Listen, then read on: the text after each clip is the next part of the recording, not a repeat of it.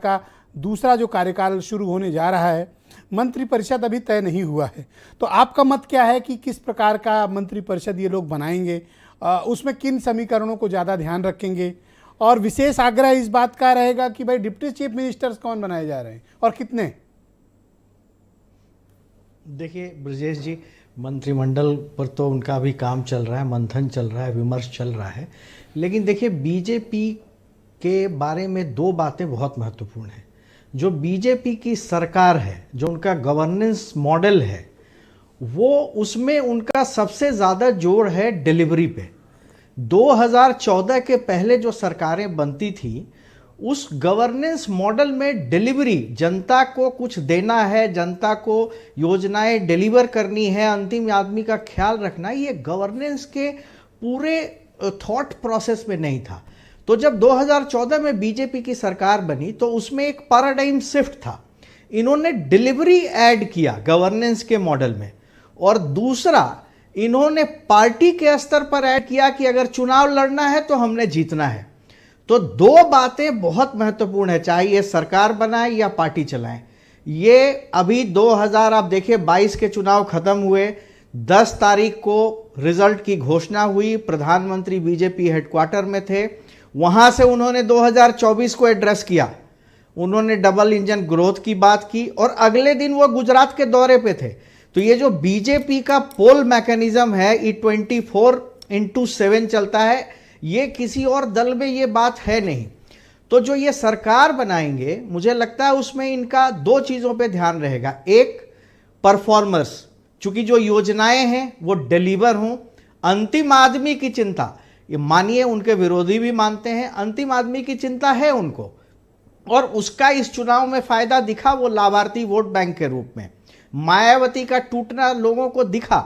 तो आप समझिए कि वो पहला तो जोर देंगे परफॉर्मेंस पे, और दूसरा वो जातीय जो सोशल इंजीनियरिंग है, जैसे ब्राह्मणों ने उनको झोली भर के वोट दिया, महिलाओं ने वोट दिया, पिछड़ों ने भी वोट दिया, तो उसको वो साधेंगे, और जिन लोगों ने वोट नहीं दिया उनको वो टारगेट करेंगे। तो ब्रजेश जी जो बता रहे थे वो मैं भी कह रहा हूं कि भाजपा के गठबंधन के साथ ही बढ़ने वाले हैं बहुत जल्दी। क्या आप और किसके लिए ये बात कह रहे हैं? मैं दो पार्टियों के लिए कह रहा हूं। आप नाम लीजिए। दो पार्टियों, नाम लेना उचित नहीं होगा, लेकिन आपने इशारों में समझ लिया होगा। तो एक जो पश्चिमी उत्तर प्रदेश में जिसका असर है, और एक जिसका पूर्वी उत्तर प्रदेश में असर है, जहां नाम पहले मैंने लिया था वो वाले, वहां से ये नए जी बिल्कुल बिल्कुल बिल्कुल। तो ये सहयोगी तो लाके रहेंगे, इनका काम करने का, ये अपने विरोधियों से आगे चलते हैं ब्रजेश जी। और अब चूंकि चुनाव जो है, राजनीति जो है, हमेशा संभावनाओं का खेल है, तो आप किसी संभावना को नकारिए मत। तो पश्चिम से भी नया मिल सकता है और पूरब से भी नया सहयोगी मिल सकता है, और पूरब पश्चिम को एकोमोडेट करने के लिए हो सकता है कि ये 4 उप मुख्यमंत्री बनाए।